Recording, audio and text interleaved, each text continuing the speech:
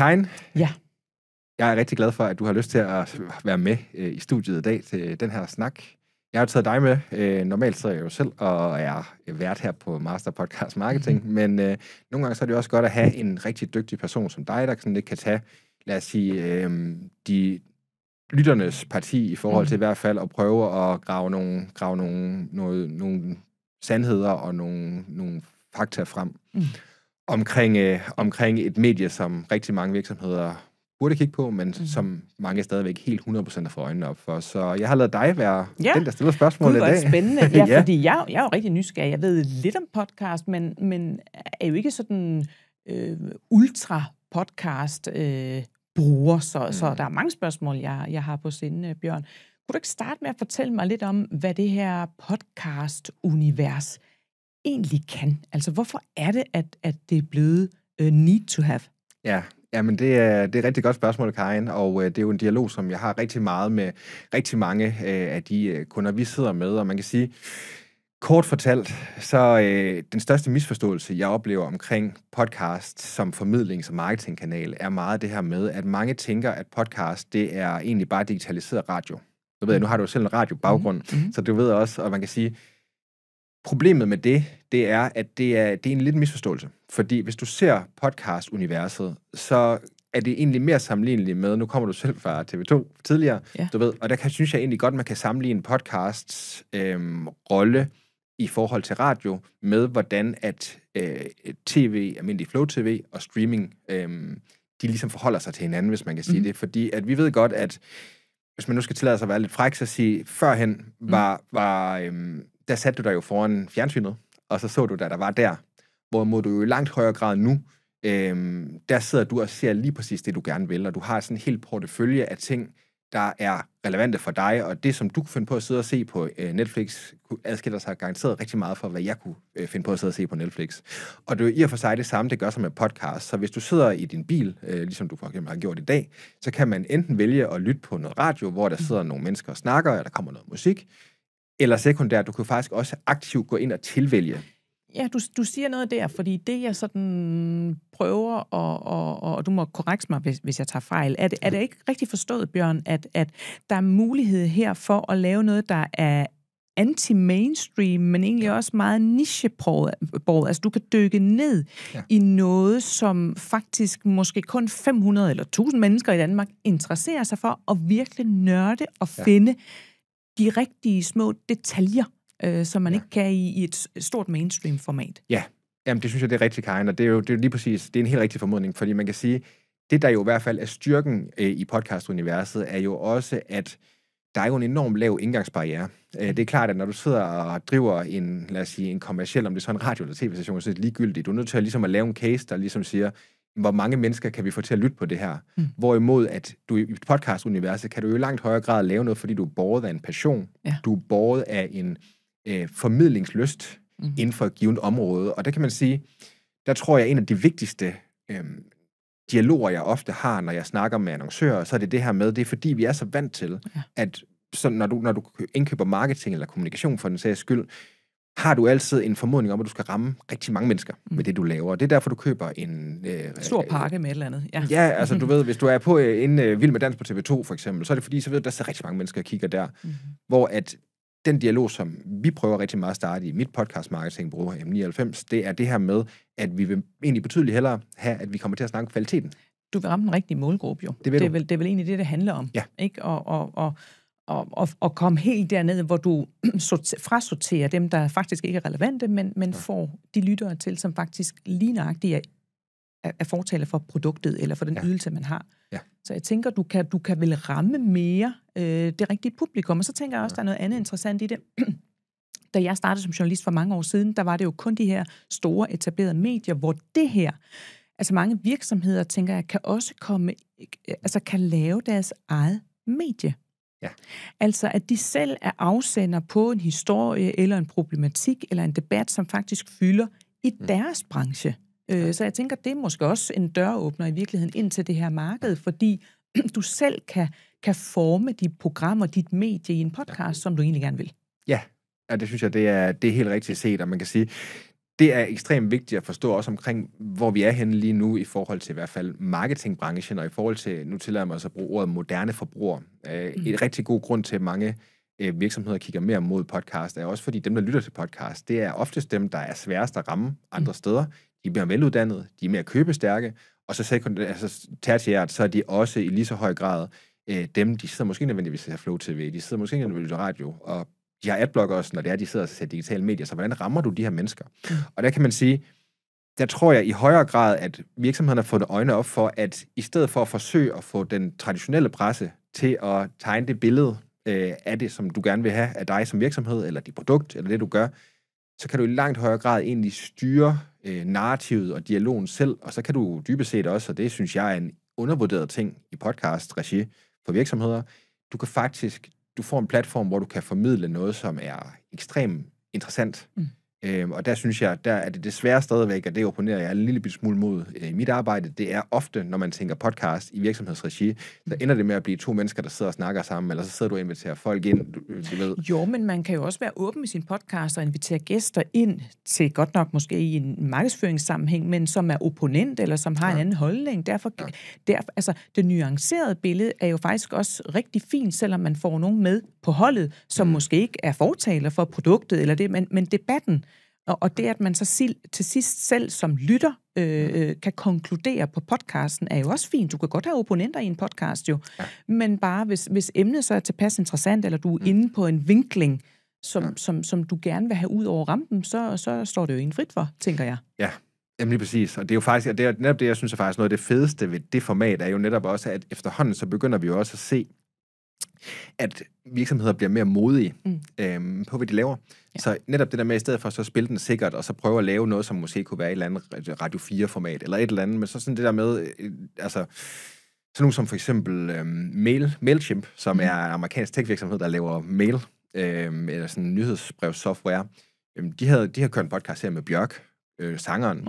Altså det der med, hvor der er ikke en direkte sammenhæng imellem det, de laver, og nødvendigvis det, men deres, kunne jeg forestille mig, strategiske overvejelser har været, jamen, hvis vi kan engagere vores brugere med noget virkelig godt indhold, og noget, som man virkelig har lyst til at lytte på, og sådan som Bjørk, hun har jo bare en stor fanbase, i sidste ende, ikke? Altså, muligheden med podcast, ser jeg også, altså, det er jo en mulighed for at lave en legeplads, en professionel legeplads for en virksomhed, ikke? Altså, du kan jo indbyde til sådan et partnerskab der, uden at vide egentlig, hvor det bærer hen. Ja. Men ved at lægge flere bolde i samme kurv, har man jo lige pludselig et flot fad af indbydende ting, som du har. Og du ved jo måske ikke helt fra start, hvor det egentlig bærer hen. Og det synes jeg jo, det kan også noget med podcasten, at du ved jo ikke helt på for. Det er jo ikke et klassisk medie endnu i forhold til de etablerede, men vi har mulighed for at lege og spille nogle ting ind, som måske ikke stod skrevet på forhånd, men du kan tage nogle chancer som virksomhed også. Ja. Og det kan jeg egentlig godt lide, det format. Ja. At det kan noget andet end at være klassisk medie, ikke? Ja, jamen det kan det virkelig. Ja. Og så kan man sige, at det også kan, det er, og nu bliver jeg lidt en lille smule hård, men det kan vi godt gøre her i det her lille lukkede rum, men mange virksomheder vil enormt gerne fange forbrugerens opmærksomhed og sige noget, men de har bare ikke, undskyld, jeg siger, det er særlig meget interessant at sige. Og der netop det der med, der kan du faktisk hoppe ind i den legesyghed, som du også lægger op til her i det her format, og så sige, at du kan faktisk lave noget, som er meget, meget, meget mere interessant for dine potentielle kunder, end du kan på så mange andre kanaler. Altså, du ved, hvis du prøver at gøre det i en banner på et nyhedsmedie, du kan ikke gøre det på samme måde. Og der tror jeg virkelig, det der med lyd i det hele taget, der tror jeg virkelig, mange undervurderer, hvor meget impact det skaber. Og der synes jeg sådan et rigtig godt datapunkt, som vi læner os op af tit, er det her med, at lige nu er det sådan, at det er 65%, hvis ikke 70%, af al podcastlytning, det sker faktisk via høretelefoner. Og alene det, at du faktisk har den her næsten en-til-en dialog med kunderne, det adskiller sig bare enormt meget fra det her med radioen, hvor du måske hører det sådan lidt mere du kan jo dykke ned du kan jo virkelig dykke ned i en detalje eller en niche eller altså specifik problematik, som du jo ikke har mulighed for andre steder. Altså du kan lave et deep dive ind i en niche, hvor skulle du ellers finde det henne, ikke? Altså det er jo svært at finde i et klassisk medie eller på en klassisk platform. Så her har du sådan en palette af ting, du kan udfolde på en anden måde. Ja, jamen det. Ja. Og du kan gøre det på brugerens præmisser. Ja. Vigtigst af alt. Så det er det der med, man kan sige, ligesom vi sidder her, og så sidder vi og snakker om, nu bliver det lidt meta, men vi sidder og snakker om, hvad er det podcastmediet kan, og hvad er det en podcast som marketingkanal kan. Hvad har du fået af reaktioner, Bjørn? Kan du fortælle lidt om de reaktioner, du har fået på de podcast, du har lavet? Altså, hvad siger folk om outputtet af det? Ja, jamen folk er jo rigtig glade. Altså man kan sige det der med, at podcast er jo en kanal, der kan inspirere. Der kan både, altså grunden til podcast fungerer så godt, det er jo også fordi det man vil kunne kalde edutainment. Det er sådan et dejligt engelsk ord, men det betyder, at det er jo en god mix af underholdning og læring, og vidensdeling. Og det er jo det der med, oftest det jeg hører, det er, når vi lykkes med podcastene, så er det både noget, du synes er interessant at lytte på, men i lige så høj grad også noget, du faktisk bliver en lille smule klogere af at lytte på. Ja. Og det er der, hvor man kan sige, der går du lidt væk fra det der paradigme, hvor det er, at det bliver ren underholdning, eller du bliver ren formidling, altså det bliver ren vidensdeling. Ikke? Så man kan sige, det flytter noget på vidensfronten, og på, det synes jeg egentlig er et meget fint, en fin overlægger at have på sin podcast, ikke? At du kan gå ind og det tænker jeg også, at virksomhederne vel også er ops på, hvis de vil inkludere nye følgere, eller nye kunder, eller hvad man kan kalde det. De vil jo gerne ind i den der univers, tænker jeg, de firmaer er interesseret i. Ja, lige præcis. Og det de allerhelst gerne vil. Og det er sådan, der er sådan en, som jeg ret tit refererer til, som bliver kaldt krokodillenæbet. Det lyder lidt spacey, men lad mig prøve at forklare det. Fordi, at når du tager og kigger på, der hvert år laver dem, der hedder Mindshare, det reklamebureau, de laver det kalder en reklameundersøgelse. Altså, hvordan fungerer reklamer? Og der er det kommet det her krokodillenæb, der hedder, at hvis du tager den øverste, det er, hvor irriteret bliver folk over reklamer. Den stiger reklameirritationen. Den nedre del, altså underdelen af næbet, det er, hvor effektiv er reklamer. Den falder. Så lige nu ser vi et større hul nogensinde imellem, hvor meget folk bliver eksponeret for reklamer, og i hvor lidt grad de virker. Og det er det, der er sådan lidt et interessant paradoks, ikke? Fordi jo, jeg tror også, at er det ikke for... Nu skal jeg ikke lægge ord i munden på dig, men er det ikke også, fordi det bliver utroværdigt? Altså, det bliver utroværdigt at have en eller anden ensidig fortælling, hvor jeg tænker, en podcast giver mulighed for at have flere observationer, eller flere gæster, eller flere opinioner. Ja. Og det gør jo bare, at billedet bliver mere nuanceret af produktet, eller referatet, eller af hvad vi nu taler om. Altså, så jeg tror, at det nuancerede billede er bare et mere troværdigt billede, tror jeg. Det har du helt ret i, Karin. Det har du. Og så tror jeg, det er også det der, jeg vil sige, og det var egentlig også lidt den pointe, jeg var ved at lave før, det er også det der med, det der faktisk virkelig udfordrer i de her år for rigtig mange annoncører, det er, at det kan være meget, meget, meget, meget svært at finde en eller anden form for opmærksomhed ved dem, du gerne vil ramme. Både dine eksisterende kunder, men også dem, du gerne vil have som kunder. Ja. Hvordan får du noget tid sammen med dem? Altså, fordi hvis du er Netflix, så kan du bare lave godt indhold. Men det er bare meget, meget, meget sværere i virksomhedsmæssig kontekst. Og det er der, hvor vi kan se, podcastlytningen er på en all-time high i forhold til, hvor meget folk lytter, i forhold til, hvor lang tid de lytter, og så særligt i forhold til de målgrupper, som ikke er på så mange af de andre, altså de yngre og mere veluddannede målgrupper, kan man sige. Men risikerer man ikke et eller andet sted at nå det fulde potentiale ret hurtigt, fordi alle er vel i gang med det her, så jeg tænker, det er vel også noget, du er opmærksom på, at lige pludselig så er det måske, så går man modsat, eller laver en rygcrawl. Er du ikke bekymret for det? Faktisk ikke så meget så bekymret for det. Altså det man kan sige, det vi er opmærksom på lige nu, det er, at vi kigger jo selvfølgelig meget på, at USA er jo foran Danmark på det her område, og der er vi i mit podcastbureau, der har vi nok været måske lidt mere på forkant end ellers, når man ser på, hvordan markedet er på podcast-annoncering. Men der kan vi begynde at se nu, i hvert fald hvis du kigger på kommercielt og på annoncørsiden, at der alene year over year er den faktisk steget med 20%. Så der er faktisk kommet 20% flere reklamer i amerikanske podcast i 2024, end der var i 2023. Og det er vi meget opmærksomme på, det der med, at vi synes, vi er et godt sted lige nu, fordi at der er en undervurderet mulighed. Men man kan sige, omvendt set, så er vi selvfølgelig også nødt til at være opmærksomme på et eller andet tidspunkt, så når det her begynder at finde et højere leje, så kommer der for det første til at have en kamp om lytternes opmærksomhed, som vi ikke har været vant til, men selvfølgelig også sekundært, at der er flere annoncører, der gerne vil prøve at komme ind i den her kanal. Ja, jeg tænker, et eller andet sted, så frygter podcast-universet vel også det her krokodillegab, ikke? Altså, det er jo bare et andet krokodillegab, men man ved jo ikke, hvor det bærer hen nu. Så, ja. Nej, det gør man ikke, men man kan sige, at der, hvor vi i hvert fald ved bærer hen, det er, at vi kan se, at hvis du tager sådan det, du kalder spoken word, sådan, det er enten lydbøger eller podcast i USA i 2023, der var det over halvdelen af alle voksne amerikanere, der hørte det her spoken word månedligt. Altså, og det er alle voksne amerikanere. Så det er også for ligesom at så sige, jeg tror også, man skal være meget opmærksom på, at det er også noget, der er kommet for at blive, og det er noget, hvor du ser en tendens, der stiger. Og der tror jeg rigtig meget på det her med, at der begynder virksomhederne, det er lidt det her med at så sådan springe lidt ud af komfortzonen, fordi det virksomheder oftest har gjort i deres marketingstrategi i mange år, det er måske at gøre det, de plejer at gøre. Men man kan også bare se nogle udviklinger, som gør, det kan du ikke blive ved med at gøre. Så okay, lad os tage den, fordi du refererer til noget, der er sket, og noget, vi er i. Hvor tror du, vi er på vej hen så? Altså, hvor bevæger vi os hen? Sådan i forhold til podcast specifikt. Markedsføring, ja. Ja, altså, og markedsføring med podcast, kan man sige, der bevæger vi os, altså, det er også derfor, at jeg synes, vi i AM99 er et rigtig godt sted i forhold til der, hvor vi er i markedet lige nu. For der er ingen tvivl om, at hvis du tager tendensen, og nu bliver det måske lidt nørdet, men det må vi måske også gøre i den her podcast. Hvis du tager tendensen fra tidligere, i helt gamle dage, der sad folk jo, der var det jo sådan, at der sad du som podcastvært, og så sad du, og så læste du et spot op, og det var ligesom det. Og så udgav du det, og så var det ligesom det, der kom ud i den ene podcast. Og så når du lavede det næste podcast, så gjorde du det samme. Hvis du så havde den samme sponsor, så brugte du måske det samme spot, ikke? Vi er jo kommet langt længere nu hen imod noget, hvor det er blevet mere digitaliseret.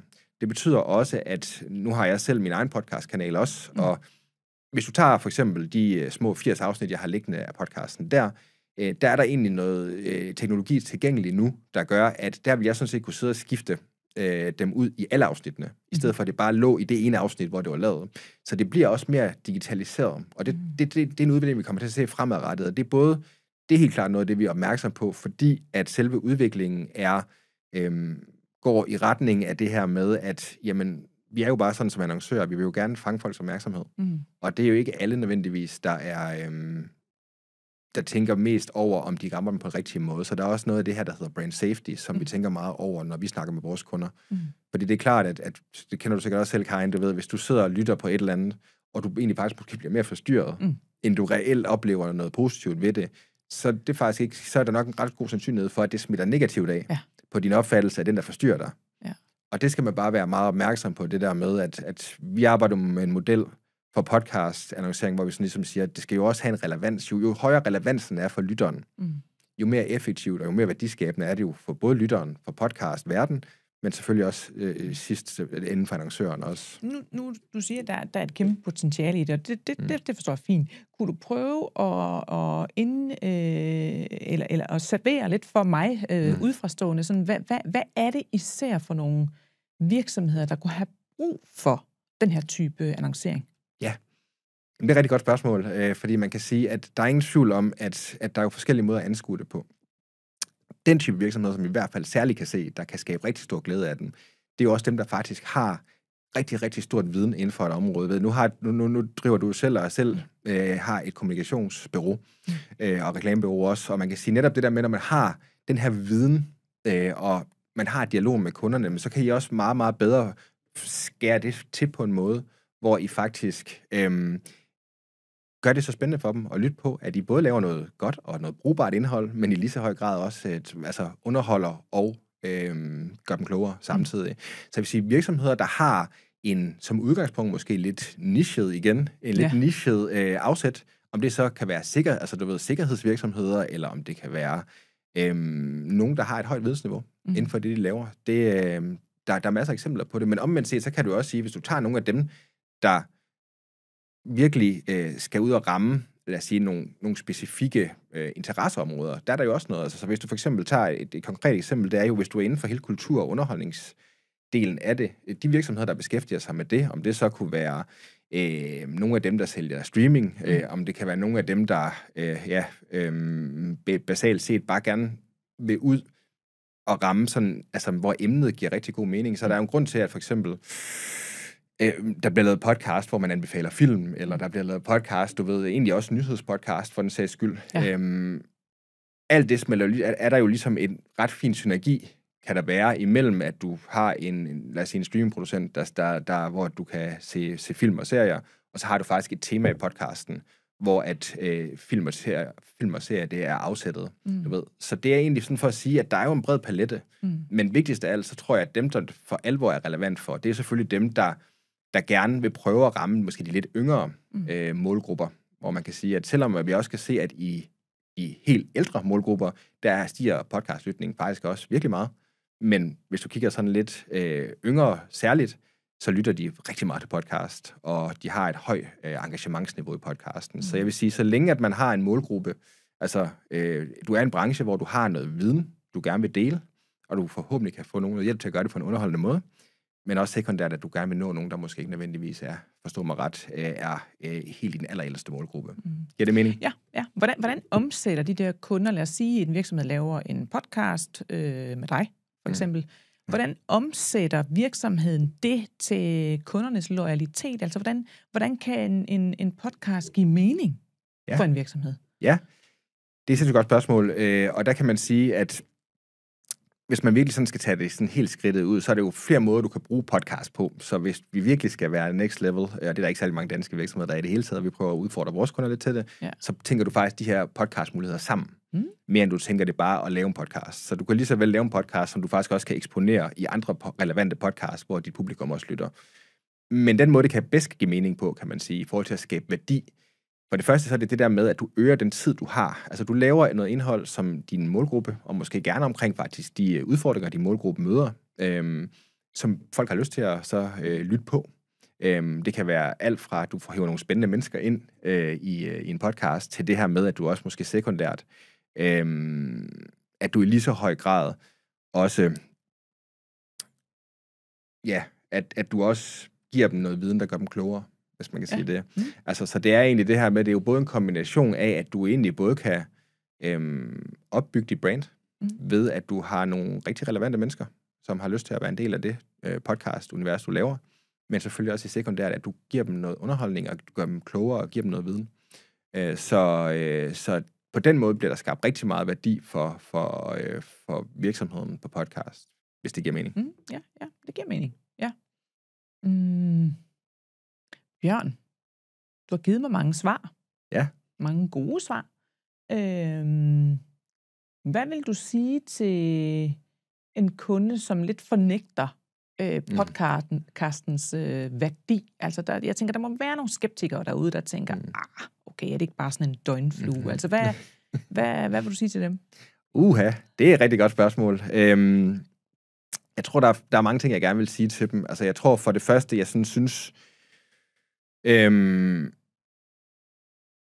oftest den fornægtelse, jeg bliver mødt mest med, det er fordi, når folk de tænker podcast marketing, så tænker de oftest på, at en virksomhed skal have sin egen podcast. Og det kan jeg også godt forstå, for det er lidt det, der har været historikken. Men det første, det er som at sige, at få den misforståelse ryddet af vejen og sige, at du kan faktisk godt bruge podcast i din markedsføring, uden at du reelt har din egen podcastkanal. Du ved, så det er også for at sige det der med, jeg vil sige, at fornægte podcast, det er også at fornægte en kanal, hvor vi sådan med data kan se, bliver brugt rigtig, rigtig meget, og faktisk sådan er helt overrepræsenteret i forhold til sådan ren opmærksomhedsmæssigt, i forhold til, hvor meget virksomhederne de bruger den til at markedsføre sig med. Der er et datapunkt, som jeg synes er en af de bedste, jeg kan finde, det er, at i England, der sker 31% procent af lytningen, den sker, eller medieforbruget, det er på lyd. Men selve alle marketinginvesteringer i England, er det kun 8%, der går mod lyd. Ja. Så der er et dejligt stort hul der. Ja. Meget, meget stor diskrepans, kan man sige. Ja. Og så kan man sige, jeg tror, de største fornægter... Findes de overhovedet det?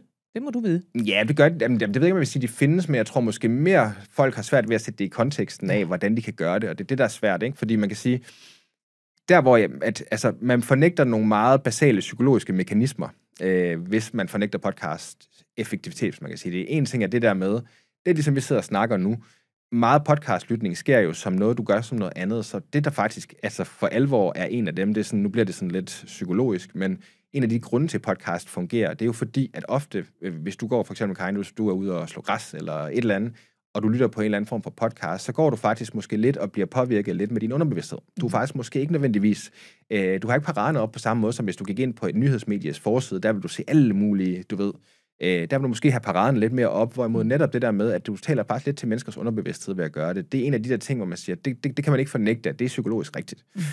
Og så sekundært kan man sige, det der også er i forhold til podcast, gør det stærkt, det er jo også det her med, at når du tager podcast-kanalen, som DNA'en i den, hvis man ligesom kan sige det, så er det jo også den bedste analogi, jeg faktisk kan lide at bruge. Nu bliver det sådan lidt annoncørnørdet. Beklager, hvis det bliver lidt...